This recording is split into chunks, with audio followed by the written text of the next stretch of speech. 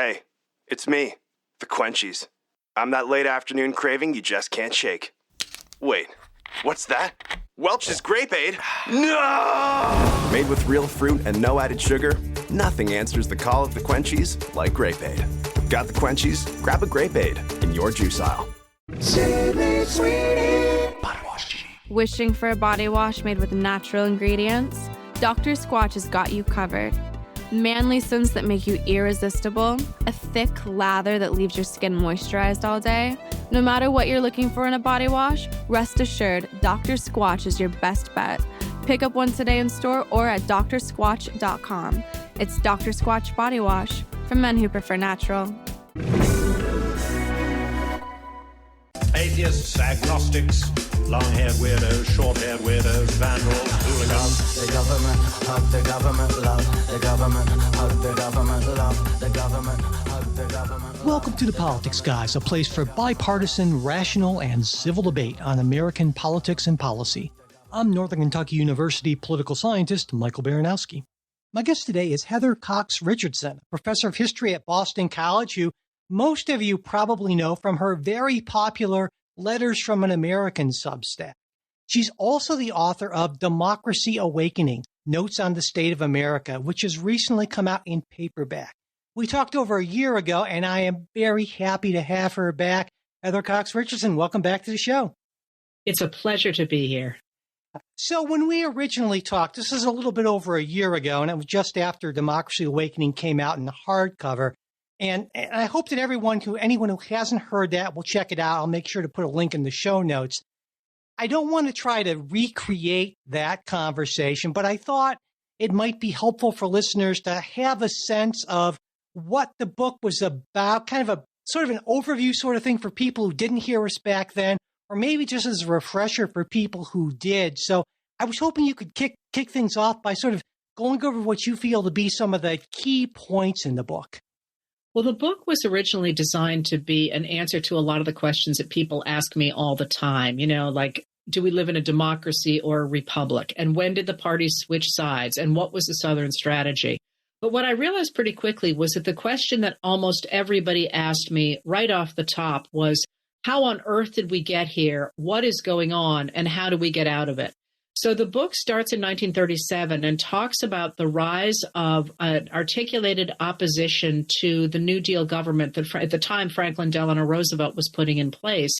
And of course, that opposition continued from 1937 on to at least 2016 with the election of Donald Trump, when the Republican Party began to change pretty dramatically. And that's the central section of the book, which is the Trump administration, the first Trump administration.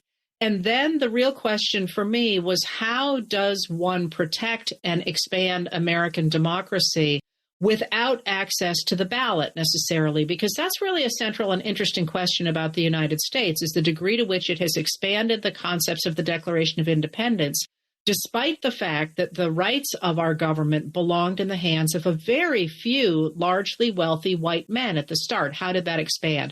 So the last section, I think, is the most interesting, which is the walk through the expansion of American democracy from its very beginning until the present, and the different ways in which one can expand and protect the America's birthright as we now have it. So that was the general idea of what was going on in that book. But it was also a snapshot of a moment in which people were paying attention to the country in a way that they hadn't for a very long time. And certainly people are paying a lot of attention in this particular moment. And part of that, I think, is those of us on the left, you and me and a lot of other folks saying, well, what happened?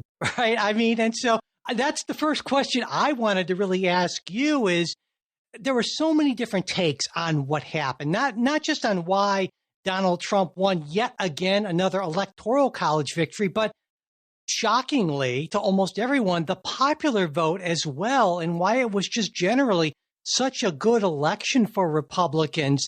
What's your take on that? Well, first of all, let's go back to the idea that you and I are on the left. I won't speak for you, but I am not on the left and I am not on the right. I am a liberal, and a liberal means that I want to use the government in such a way that it regulates business, protects a basic social safety net, promotes infrastructure, and protects civil rights. And those things are not on the left or on the right. If you are literally on the left or on the right, you are interested in tearing down that liberal government, because on the right, you believe that democracy is an illusion, that in fact, some people are better than others and have the right to rule over the masses. And if you are on the left, you want to tear down that liberal system because you believe that it is so corrupted by racism and sexism that it has always been poisoned and it can never be used to balance a society. So I think a lot of people who vote Republican are not on the left or the right. We are liberals. We are centrists. We believe in protecting American democracy. And that's really important, because what it says when you talk about this last election and the idea that people like me are on the left, by the way, I would suggest that Vice President Kamala Harris is to the right of Republican President Dwight Eisenhower, who ushered in the incredibly prosperous times in the 1950s. What it says is the degree to which that concept of the government that we all care so much about, those of us who are here as liberals, Republicans or Democrats, is that the radical right has successfully turned those of us in the center into the idea that we are somehow socialists or communists who are trying to destroy this country. And that has been an information war that has been operative since at least the 1950s, and really took off in a huge way of course, with the end of the Fairness Doctrine in the 1980s, and then with the rise of the Fox News Channel in the 1990s, but then really took off in 2015 when Russian operatives operating under the idea of political technology, the idea that you can get people to vote away a democracy if only you convince them of a reality that is untrue, really flooded our social media airwaves. All right, so with that backdrop of this information war that has been going on, what happened in 2024, in the election of 2024, I think there's a lot of different pieces to it. One is that you cannot forget that since 2021, and before that, all the way back to 1998, there have been concerted attempts to suppress Democratic voting. Also Republican voting, by the way, because the blanket changes in state election laws have affected Republicans as well as Democrats. But people are now looking at the drop-off in voting of Black Americans and people of color and saying, oh, look, they didn't show up. And I'm like, you simply cannot look at that without looking at voter suppression laws that did that. Now, again, although Trump won apparently the popular vote and the electoral vote under those systems, and remember, we're not, as you and I are recording this, done counting the votes, especially in places like California, the margin was incredibly small. It was incredibly small. It was lower than Joe Biden's was in 2020. It's the lowest since at least 1968. It is a very low margin. And at the same time, in the states, voters, even in Republican states like Missouri, for example, voted to do things that were the opposite of what Trump was promising.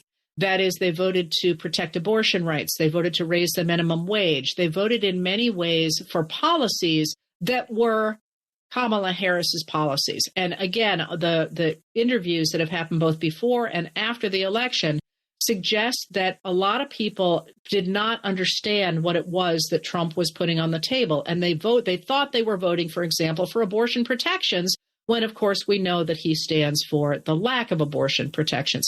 So it seems to me that when you look at 2024, you are looking at an information war.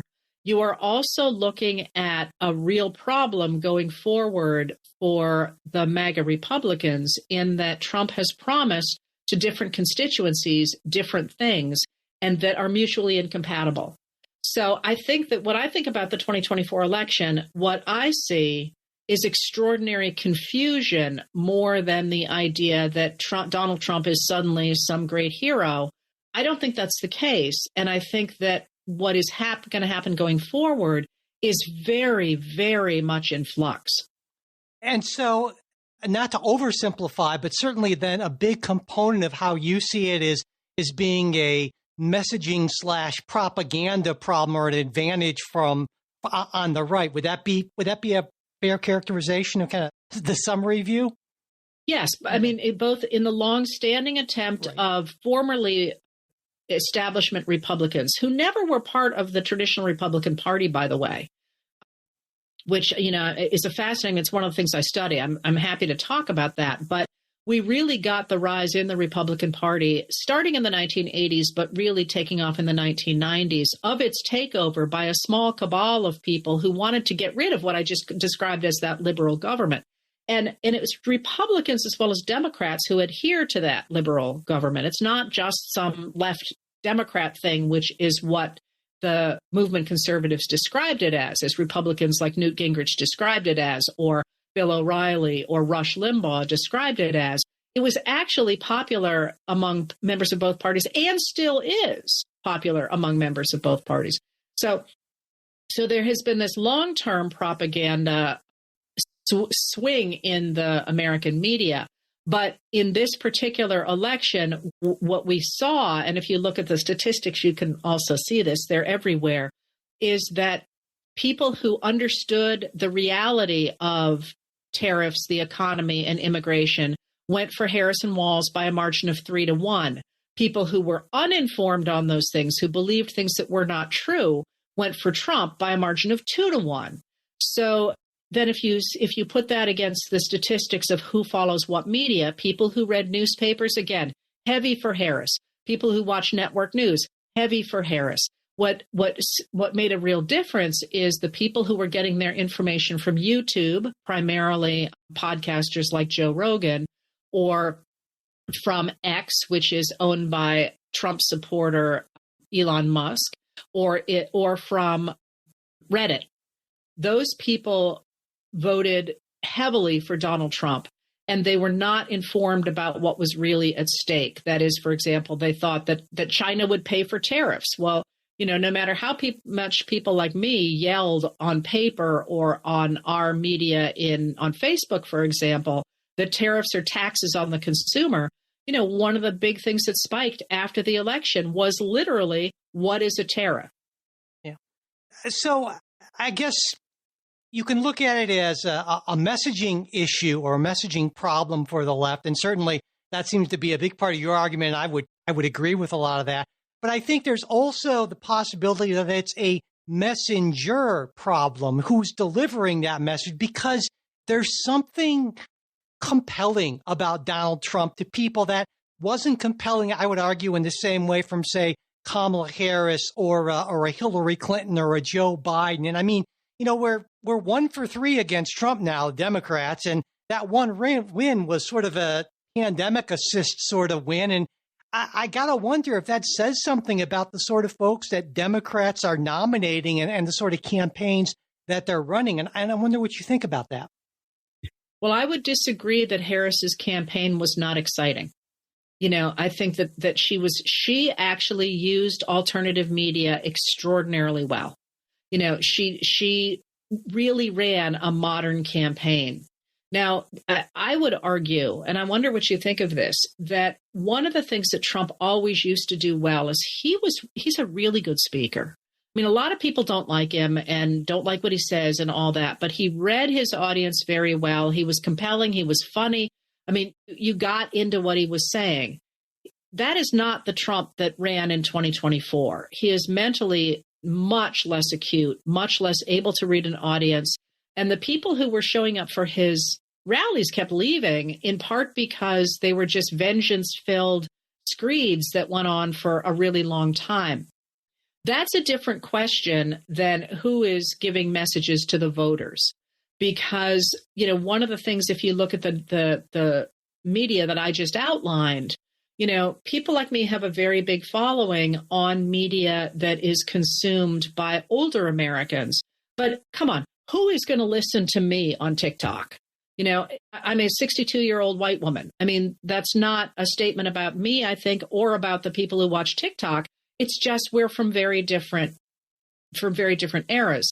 And, one of the things that I think is interesting is I do think there is a huge pool waiting for people on those media, younger people, to speak up and take it over. I think that's a huge potential for growth. I mean, economic growth as well as political messaging. But it's really interesting to me if you look at the younger people in the Democratic Party who are getting elected and therefore getting airtime. I mean, Jasmine Crockett of Florida, Jared Moskowitz of Florida, Jamie Raskin of Maryland, people who are really taking the fight to the Republicans and not saying, oh, we're all just going to get along here and we'll negotiate and we'll compromise the way older Democrats always have, but rather saying, when Jasmine Crockett code switches into her extraordinary, I mean, she's a really smart woman and a very successful prosecutor, I believe. When she switches from, and I could be wrong about that, she might have been on the other side of the legal system. I don't remember, but she clearly knows her stuff. She's incredibly smart. And when she code switches into sort of regular people talk about what is at stake, I mean, she's devastating, and she gets all the cameras, and she's fabulous. So I think perhaps we are seeing a generational shift in media, but also a generational shift in politics. And one of the great advantages that people, liberals like me, I'm still going to reject that I'm on the left, have is that the actual facts are on our side. So when Jasmine Crockett is railing on James Comer, who's dumb as a haddock, and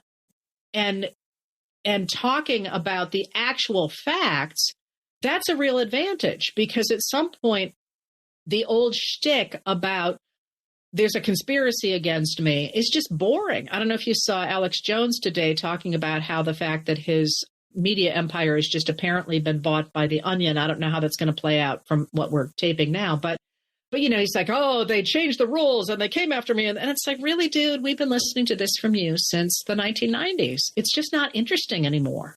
Whereas somebody like Jasmine Crockett is, Katie Porter is, and that's going to be an interesting switch. So then in part, it sounds like part of it is, in your view, that Republicans, for the most part, have done a better job or gotten out ahead in getting into those forms of media that target those sort of low propensity voters that are going to make the difference in what are almost certain to be a number of close elections either way. Is that kind of what you're getting at there? Yes, but I think you can push further on that. I mean, again, recognizing that in state and local elections, the extremist Republicans are getting rejected, the Moms for Liberty candidates and so on. But I think you can push it further than that. And this is something I'm playing with, is that one of the things that Republicans have always done incredibly well, really since Reagan, or maybe even earlier, since Brown versus Board, is identified an enemy. They could get people angry and afraid because they identified an enemy. And the Democrats have always been about, there isn't an enemy, we're doing all this together. And I find this fascinating at a moment when the richest man in the world has just poured more than $132 million into a single presidential candidate. And that's only in cash. That's not in the added value of an entire media platform, for example. That nobody is reforming around what had always been traditional American language of, we don't want to discriminate anybody, but we sure as, I don't know if I can swear on this podcast, we sure as darn it want to make sure that the entire system isn't skewed toward a very few very wealthy people. And I wonder if that might in fact have real traction for those, as I say, liberals who look at the fact that, for example, yesterday I think it was the young man who was found guilty of leaking national secrets, Jack Teixeira, I believe his name is, has been sentenced to 15 years in prison, while a former president who retained custody of boxes and boxes and boxes of America's secrets, top secrets, the stuff that had to be divided so that individuals only had a piece of it, is now not going to even stand trial for that.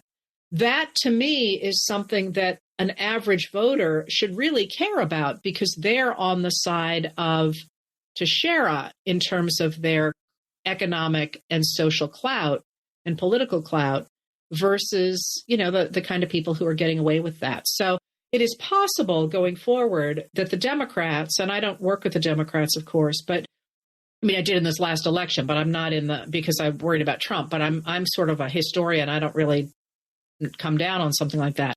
I think we are long overdue for seeing the kind of leftist/liberal language that says, hey, wait a minute here. How come Elon Musk can buy a presidency and make as much money in a day after that as he spent to buy Twitter to make it possible to buy a presidency? And that would be a way to rouse the kind of anger and fear that the Republicans have had a monopoly on really since the 1950s. This episode is brought to you by Netflix. From the co-director of Shrek and the visionary behind Toy Story comes Spellbound, a magical new animated adventure starring Rachel Zegler, John Lithgow, Jennifer Lewis, Nathan Lane, and Titus Burgess with Javier Bardem and Nicole Kidman. When a powerful spell turns her parents into monsters, Princess Elian must journey into the wild to reverse the curse before it's too late. Watch Spellbound, only on Netflix November 22nd. What's up, guys? It's the champ, Sean O'Malley, here to talk to you about Prize Picks. Prize Picks is the best place to win real money while watching football. Run your game on Prize Picks. Prize Picks will give you $50 instantly when you play your first $5 lineup. You don't even need to win to receive the $50 bonus. It's guaranteed. Just download the Prize Picks app and use code SPOTIFY. That's code SPOTIFY on Prize Picks to get $50 instantly when you play a $5 lineup. Prize Picks. Run your game. Must be present in certain states. Visit prizepicks.com for restrictions and details. In some ways, that almost sounds to me like the Bernie Sanders response to the election and what's been going on more recently, and that it's not enough to identify the opposing candidate as the enemy. And certainly Democrats did that in a big way, and it clearly did not work. But if you identify, as one of my favorite Republicans in the past, Theodore Roosevelt, malefactors of great wealth, if you identify that class is the enemy and focus on those sort of working class economic issues, that's going to be a lot more likely to energize the electorate and maybe help Democrats win back some of those working class voters that have been lost to the right. And I'm wondering I'm sure you're familiar with what Sanders has said about that. And I'm wondering what you think about that response to the recent results. Well, so there's a couple of things there. I was frustrated by him saying that because, of course, Biden has gone out of his way to address the needs of American workers. He brought back manufacturing. Under Lena Khan at the Federal Trade Commission, they worked to break up monopolies. They worked to get rid of junk fees. They worked to get rid of, the agreements that you can't go from one place to another. I'm dropping the name of that. What is the name of that? Yep, non-compete agreements. Non-compete clauses. Okay. I was going with non-disclosure, but that's another thing that they went after. They worked to make it easier for people to switch jobs, so their wages went up, and all of those things happened. And Biden was the first president to walk a picket line. He has protected the rights of unions, even when it looked like he was going to take a political hit from that. And Sanders knew all that. I think what is more troubling in that case is that Biden, as I say, worked very hard to talk about how we're all in this together, that there isn't somebody that I'm fighting against. And what that meant was that most Americans had no idea that he was working so hard for the average American. And that was really frustrating to me because I read everything that came out of the White House, and I got so sick of hearing about how we're going to protect the people at home. We're going to make sure food is cheaper. We're going to do all this stuff. I'm like, dude, get a new shtick. And then I realized that, in fact, I was probably the only person in the country who was aware that he was working to do this so intensely. And that being said, that goes back to the media environment that looked at his, we're all doing this together. We're all, it's good for everybody if we bring back manufacturing. It's good for, all that stuff. That didn't sell media. What sold media was Trump saying, you cheated in the last election and, the economy is terrible, when it is the strongest economy that we have had since at least the 1960s. And that's a media problem. It's not a Bernie Sanders problem, and it's not a Biden-Harris problem. That's a media problem. That being said, how many Bernie Sanders / Trump voters were there? People who thought that Trump was going to help the little guy and still think Trump is going to help the little guy, even though his stated policies will 100% screw over the little guy. So, how do you make sure that people truly understand what's happening? And that, once again, comes down to being a media problem, not a Democratic problem, not a Bernie Sanders problem, but when, in fact, the person who's trying to do all these things is not being advertised as doing them, And people have said to me, why didn't they do a better job? I don't know what else they could have done. I mean, every day they had speeches, every day they had press releases. They kept calling the press in to talk to them, and it just never showed up in the media, or never showed up to the degree it should have or could have in the media. I was incredibly frustrated after the election. An economics reporter for a major paper came out and said, well, this is a lesson to the Democrats. They really needed to walk away from neoliberalism. And I was like, that is literally not only what Biden did, he gave a speech about it almost every day, or somebody in his administration did. How can you possibly say, as a chief economics reporter for a major newspaper, that you didn't know he did that? I mean, he put it in neon lights. And that, that's a media problem. That's not a political problem or a personality problem.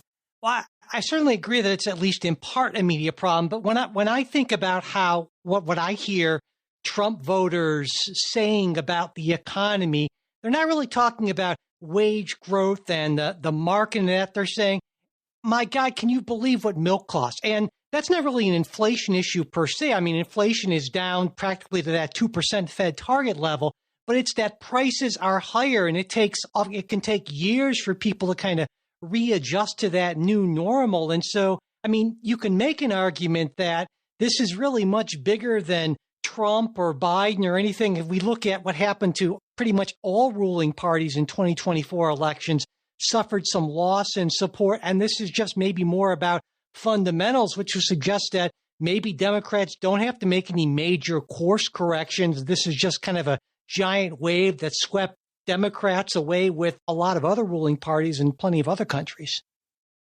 Yeah, I actually think that's right. The damage that happened in the United States electorally was actually much lower than it was in many other countries, because, of course, the United States has recovered at a much higher rate and a better rate than any other country and any other modern economy in the world. I think that's right, but I think that Americans do not understand, not all, but many Americans do not understand that prices are not going to go back to 2020. They're just not. That's not the way the economy works. And they also, I think, don't understand that the policies that Trump has promised to put in place, now he's promised to do that. That doesn't mean it's going to happen. But what he has promised to put in place are highly inflationary. They are highly inflationary. The idea of tariffs at the degree he's talking about them is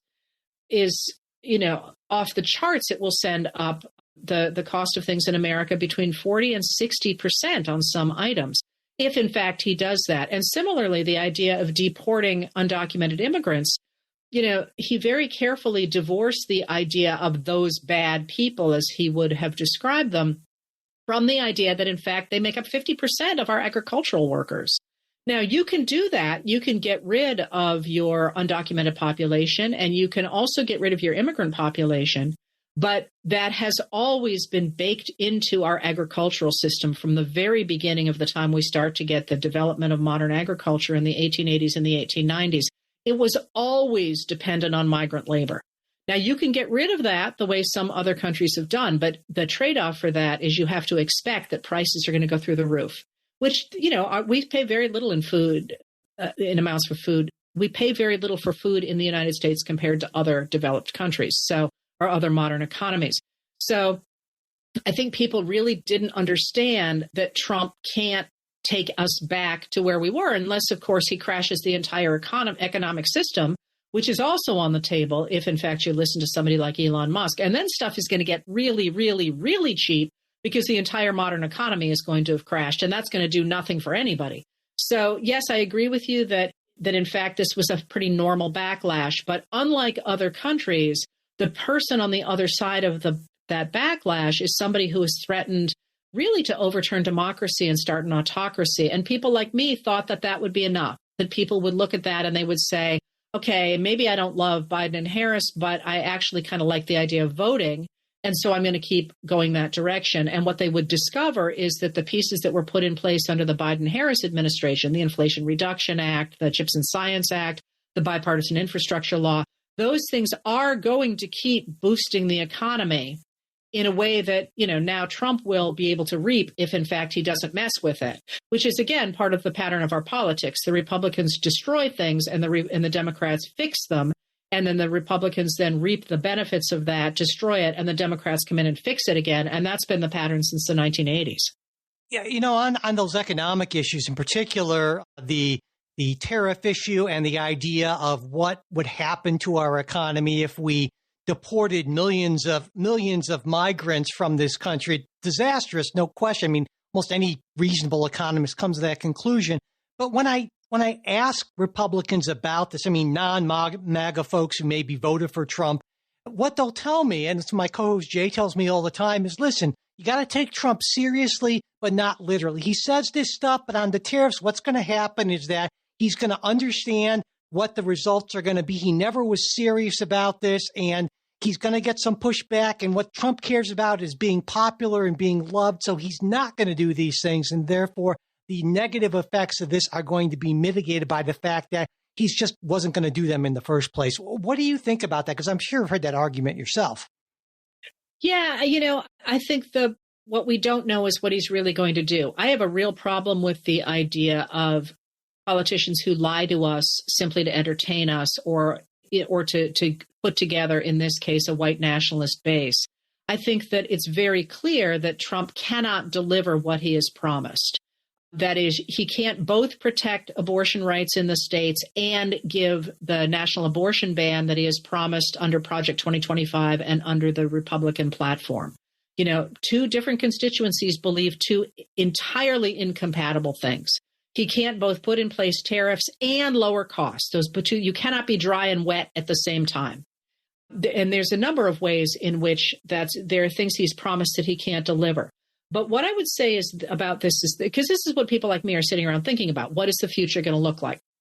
I think, first of all, it's important to remember that when he talks about tariffs replacing the taxes on high income and high wealth individuals and corporations and praises the McKinley tariff and William McKinley, who was a president in the late 19th century, that's actually not an economic program. That, I think, is a reflection of his ideological position that some people are better than others, and they're the ones who really understand how the world should work, and they're the ones who should be in charge, which was the ideology of the McKinley era among robber barons, people like Andrew Carnegie and William McKinley, who was no business genius. I mean, Trump doesn't understand what that's about, but that was very much the ideology of the robber barons in the late 19th century. It was the same ideology as the elite enslavers before the Civil War. Remember, the elite enslavers, the ones who really run politics and so on, historians estimate that they're people who enslaved at least 25 and usually more than 50 individuals.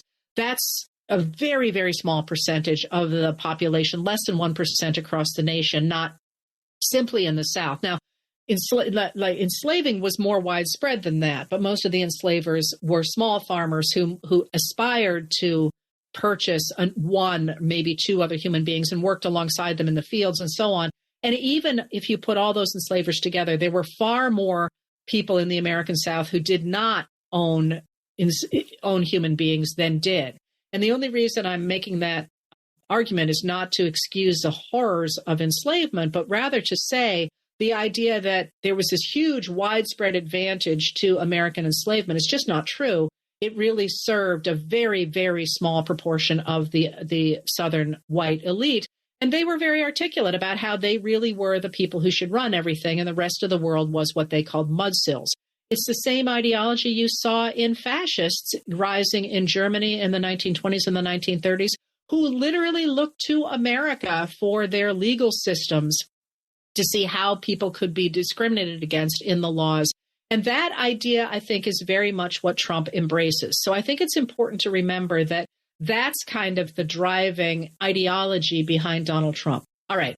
So if we're looking at what he's going to do, here's a really important piece that I just don't think we talk about enough. And that is, I made the distinction earlier in our talk about what Trump was in 2016. And what he was in 2016 was a man who read people very well and could deliver a good speech. But even in 2016, he was not the man he was in the 1980s. If you listen to the 1980s interviews he does, for example, he's witty. He's charming. I mean, he says things that I find offensive personally, but you can see why people would be like, oh, he's cool, he's smart, look at him, he's on top of the world. We are now 8 years past the 2016 Trump. He is falling apart. He is 78 years old. He does not have a support system around him any longer. His wife is not near him. His company has been dissolved. He does not have Alan Weaselberg there, who was managing his finances. His father is not there to manage things for him anymore. He's never had friends, and the people that were around him, even to the degree he was apparently close to Jeffrey Epstein, he's dead too. I mean, Michael Cohen, his fixer, now an enemy. There is nobody around him.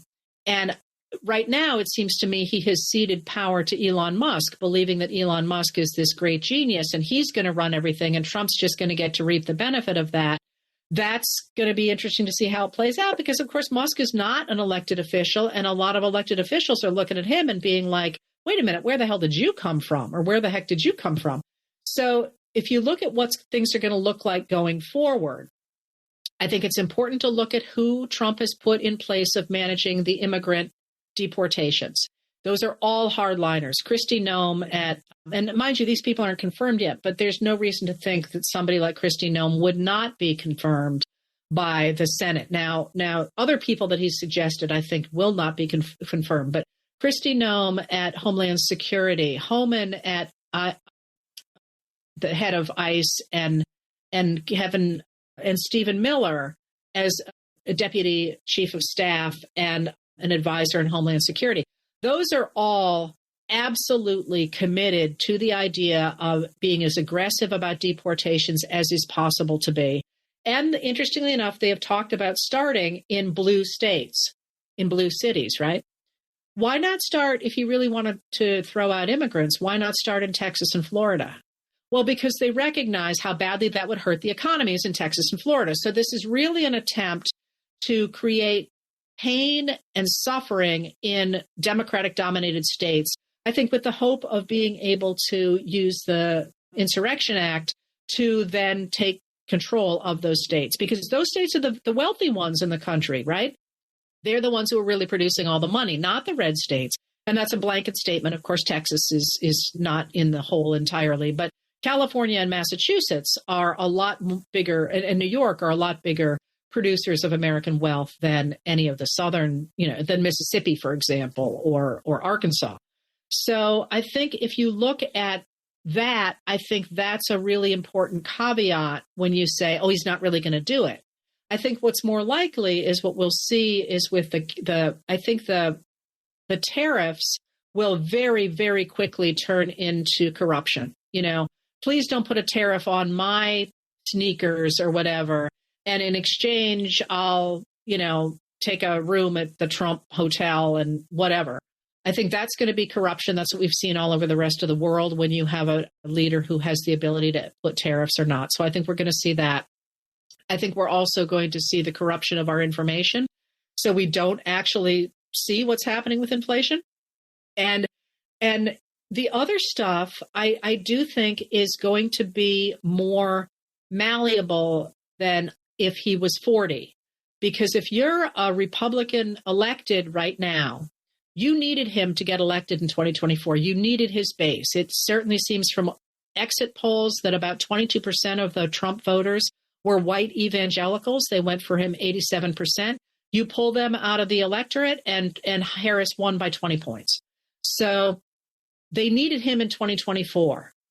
But so far, he has never shown the ability to transfer that power to somebody else.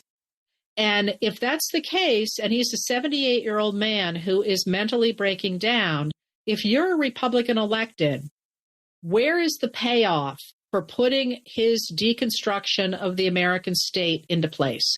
Where is the payoff for getting rid of the rule of law or of the international rules-based order that protects freedom of the seas and enables container ships to come and go? Where is the payoff for that? Do you really want to give that kind of power to J.D. Vance, who cannot command those voters? And that, I think, is going to end up to be a larger break on Trump's promises than his, I'll say anything to anyone, all I want is to be liked. So that would that line of reasoning would suggest that Trump might have tougher sledding, particularly in the Senate, than some might expect at this point. I was watching very closely the election for Senate Majority Leader, because there's been this huge fight, and there continues to be a huge fight between MAGA and the establishment Republicans who ran the party before 2016.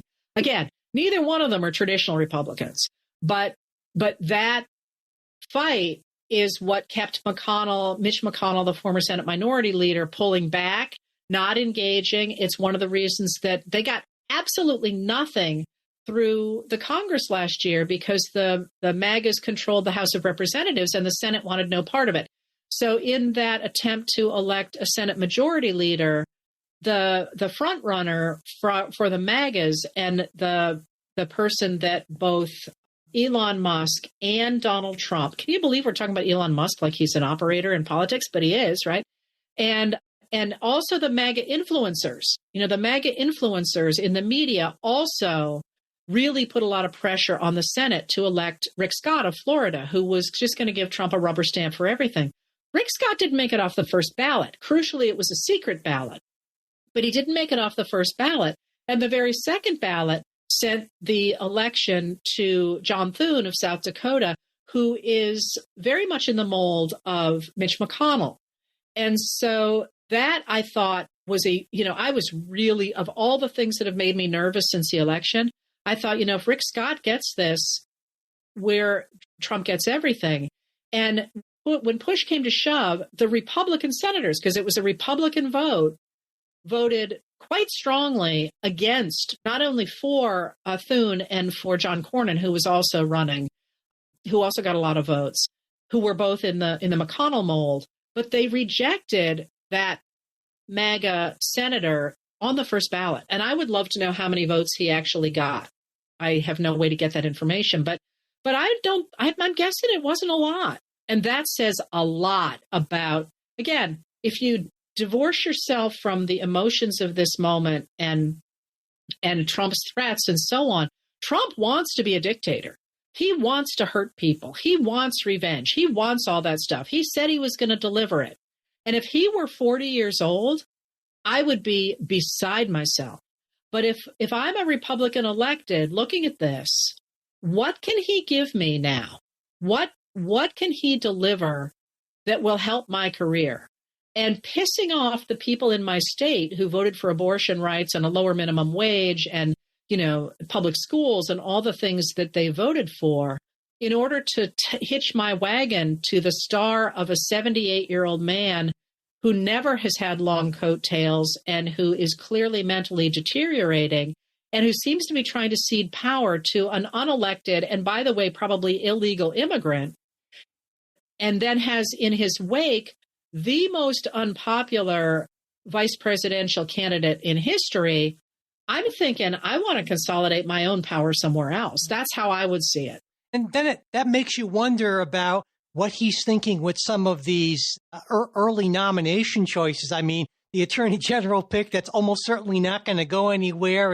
It makes me wonder if he's just setting things up for an initial power struggle with the Senate, that he thinks he can bend them to his will or something. But that maybe gives me some, hope in the sense that if he is chaotic and undisciplined as he was the first time around, that would suggest that a lot of things that he wants to do that I and a lot of folks who are, I'll say, liberals don't want him to do, he's going to have a hard time getting through. Well, I think that's right. But I think one of the things that people are not making the distinction of is the difference between his actual appointments and his saying he's going to appoint people. And, a lot of people that I'm seeing are already saying, somebody wrote to me furious last night. I can't believe he put Matt Gaetz in as attorney general. And I was like, he didn't. He hasn't even nominated him. He said he was going to nominate him. And Trump is a master of trial balloons. And the Gaetz thing, it seems to me really obvious. And that's that the ethics committee of the House, which is Republican dominated, by the way, which shows just how much hot water Gaetz is in, was about to drop its report on whether or not Gaetz really had participated in these drug-fueled orgies with at least one underage woman he allegedly had sex with.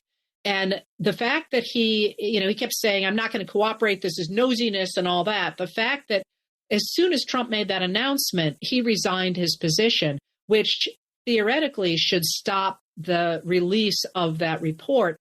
I don't think that was a real appointment. I think that was an illustration of the fact that Matt Gaetz has been a real attack dog for Trump.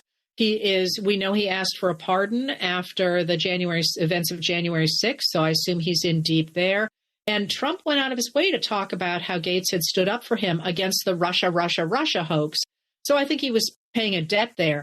Interestingly enough, though, that I thought really jumped out to me. Trump cannot let go of the Russia hoax concept, which we know from the Republican Senate was not a hoax. And the fact that he's the one who keeps talking about that, says to me it's very much on his mind and always has been. And I find that absolutely fascinating. So a lot of these appointments are, like what I say, the Senate is probably going to accept whomever he puts forward for the Department of Education, which he says he's going to slash. So maybe he won't put up anybody. Who knows? They can put, some of the other positions he'll pay debts with, whatever. And you can do that.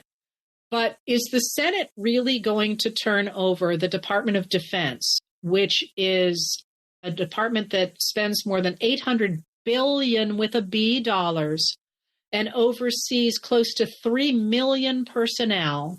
It's a huge business. Aside from anything else, it's a huge business into the hands of somebody who served in the military for sure, but whose experience is as a Fox News weekend host. If you care about American strength globally, that's just something I have a hard time seeing, again, that the Senate would do, considering that Trump can't give them anything anymore. They really can't, unless he suddenly decides to switch up his health routine and all of a sudden suddenly gets healthier, which is not something one normally sees in a person of that age and health. He can't deliver anything else to Republican senators than he already has. And politics is really an interesting business of what's in it for me today. So I think that there maybe, they've all been as spineless as eels until now, but I think there may be a potential. I don't think they're going to come out and say, we hate you, we're not doing what you want. But, it may take some time to schedule hearings, and it may, maybe somebody's out of town. And, there are ways to gum up the works that are not necessarily out of reach, considering that I think Trump does not have a lot to deliver now that he has delivered he's going to give them the tax cuts they want. He's going to give them the deregulation they want. They did not want Harris's policies of higher corporate taxes and higher tax rates. They're going to get that because he put in place a trifecta. But what else can he deliver over the next 4 years to them as politicians? I could be being incredibly naive, but do you see anything? What can he give them? No, it's interesting looking at it that way, especially considering that when I think of Donald Trump, I think of the ultimate transactional politician, and the fact that he kind of be undone by that same sort of thing that's governed his entire existence is sort of a, I don't know, from someone on the left, kind of almost a delicious irony. I don't know, but I hope you're right about that, certainly.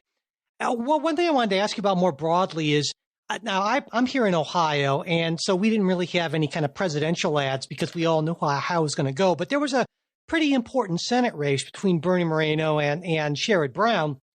And I saw a lot of ads, unfortunately, and just about, I think every single one, literally, of those ads dealt with either gender affirming surgery for minors or immigration. You would think that these were the two issues that were just going to just crumble our nation. And it seems so completely bizarre to me when we have so many other bigger issues. And yet that was clearly the messaging, and it sure seemed to work. And it seems to me that you can make a case that the Democrats, my party, has gotten out too far ahead of maybe too many Americans on these issues, both the LGBTQ issues and immigration issues. And so we're really doing not just messaging, but maybe our policies in these areas are just, if not wrong, at least premature, given where the electorate is. And I wanted to get your take on that.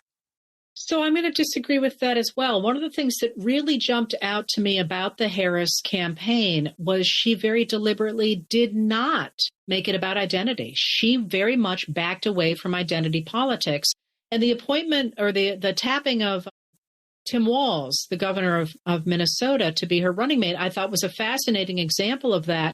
For all that he is a Democrat now and has embraced a number of what are considered progressive policies, he did so in a manner that looked extraordinarily like the Republicans of the early 20th century. I mean, he is a progressive Republican, essentially, but the Republicans have abandoned that idea.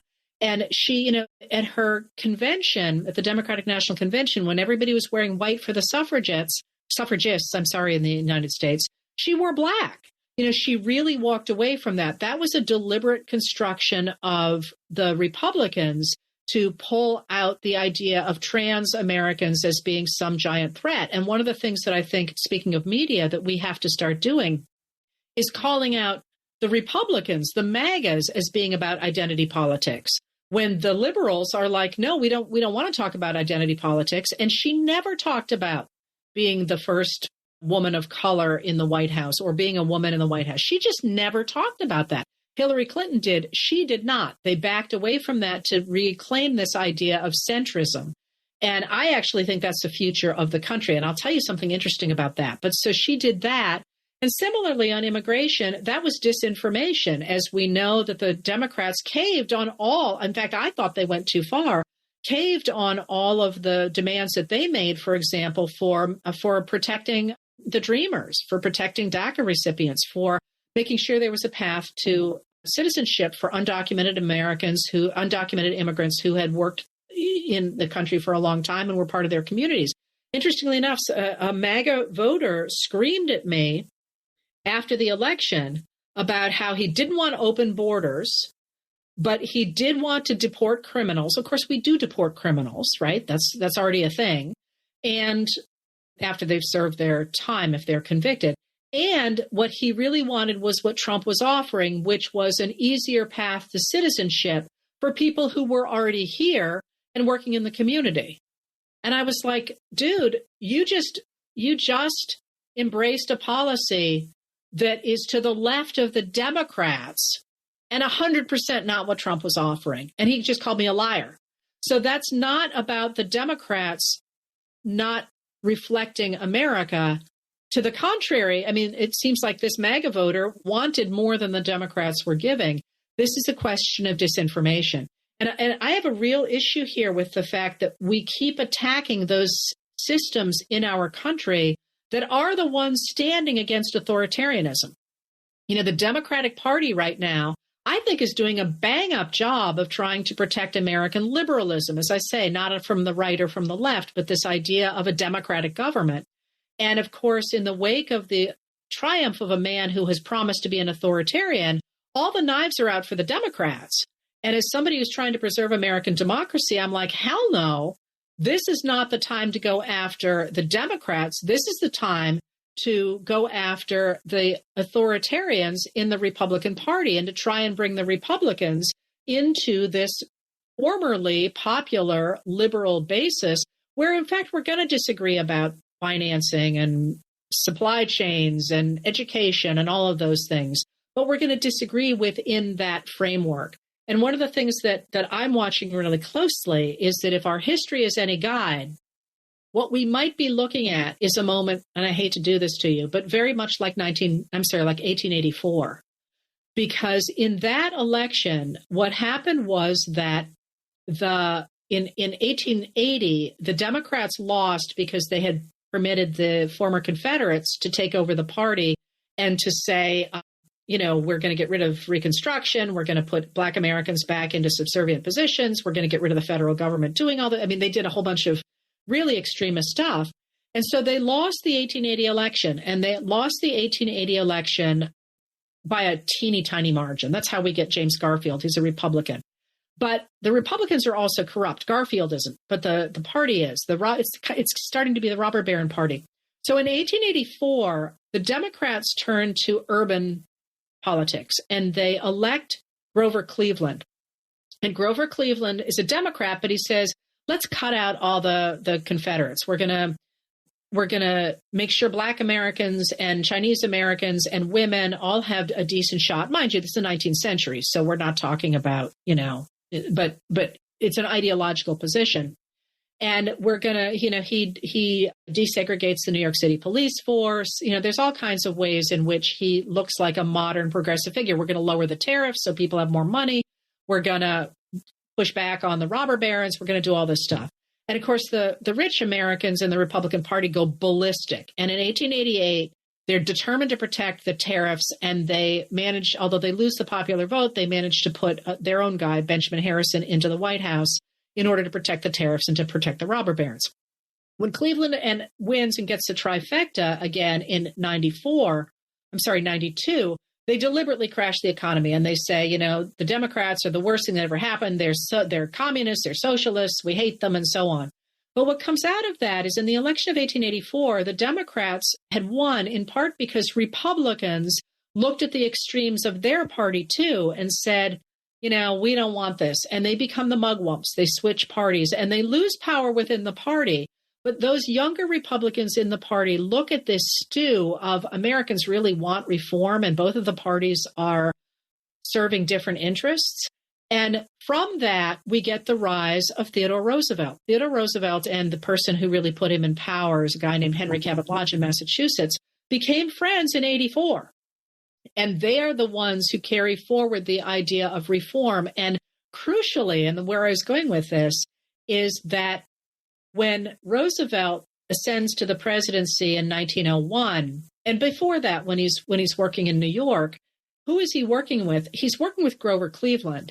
And what he does when he makes progressivism popular, and he becomes known as the progressive president, right? What he is doing is he is adopting Grover Cleveland's platform.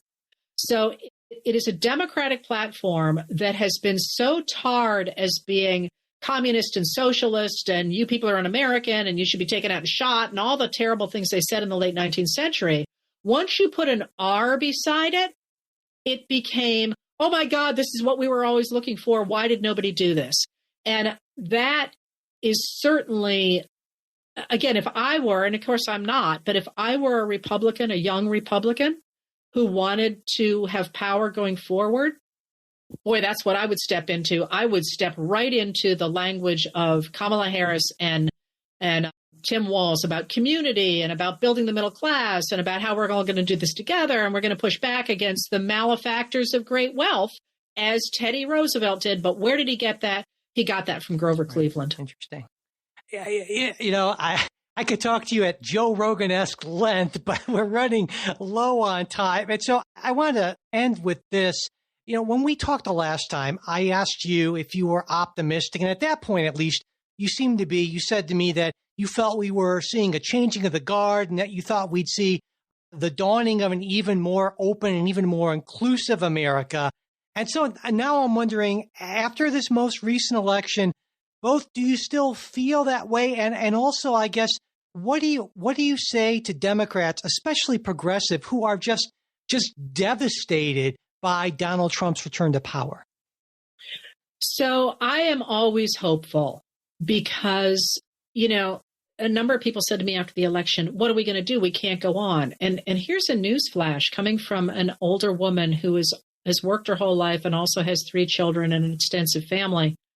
So has a lot of experience. Tomorrow is going to come. And people got angry at me because I posted on my website that night, the sun is going to come up tomorrow. And people were like, but not for so-and-so and not for so-and-so. And I was like, well, actually, the sun is going to come up tomorrow. And the reason I put that and said that is because how we react to this moment is going to shape what happens. And one of the things that is so important when faced with the rise of an authoritarian is do not obey in advance. The United States is 332 million people. It has a federal system in which state governors are already saying, hey, we're going to protect reproductive rights in our states. We're going to protect immigrants in our states. Now, that's not necessarily going to say that they're going to win. It does mean they're going to gum up the works. And one of the things that is going to be very important going forward is to continue to feed what I truly believe is there, which is a frustration with the degree to which our country has been taken over by the extremely wealthy. That's Citizens United, that's getting rid of the Voting Rights Act, that's, all those different pieces of it, or gutting the Voting Rights Act. Technically, it's still there, but it doesn't do very much anymore. That frustration is still there, and it's there not only among Democrats, it's there among Republicans. Now, we do have the unprecedented rise of Christian nationalists who are trying to turn this country into a theocracy. There, too, is going to be really important to push back against that. So am I hopeful? By definition, I have to be hopeful because we have to move forward. I mean, that's the only option. You can't move backward. You can't do any of those things, but we can move forward. And if we are going to move forward, how do we shape the world to make it the most just and fair for the majority of people, not only Americans, but people? And do Americans really want that? A lot of people said, oh, America, it's always been terrible, and now it's really showing its true colors and how horrible it is. The world did not change on November 5th. It was the same country we had on the 5th that we had on the 4th. It just is expressed in our politics in a different way. But our politics are not the only expression of who we are. So, I wanted Harrison Walz to win because I felt like it was going to be such a statement for the world. It was going to help us address climate change. It was going to help us do so many of the important things we had to do. But I didn't get what I wanted. And I tell you what I really wanted was just to freaking sleep. I'm so tired. But you know what?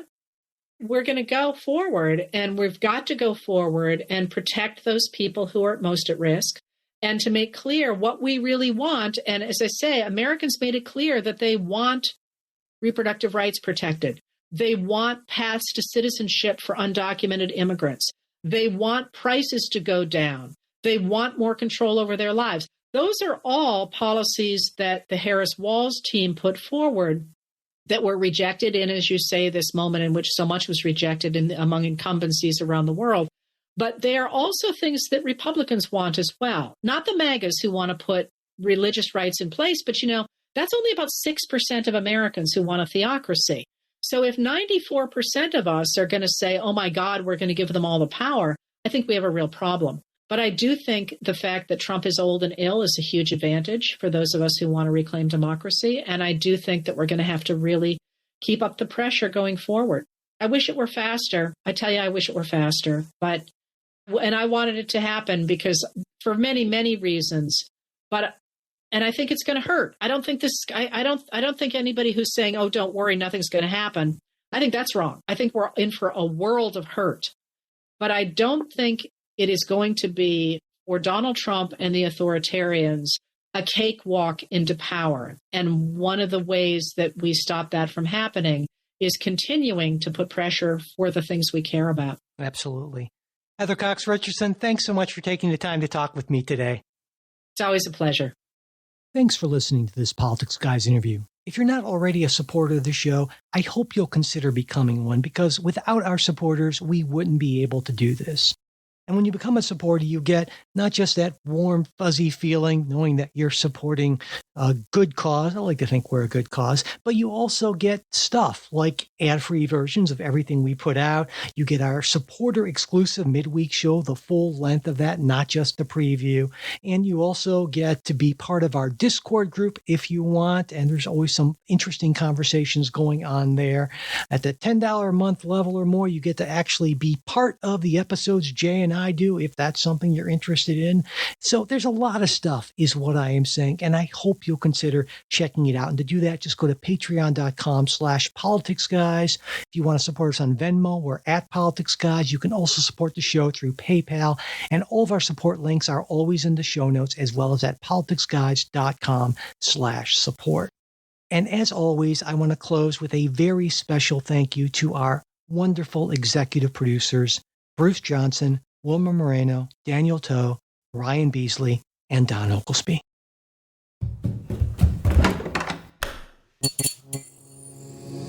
This podcast is part of the Democracy Group,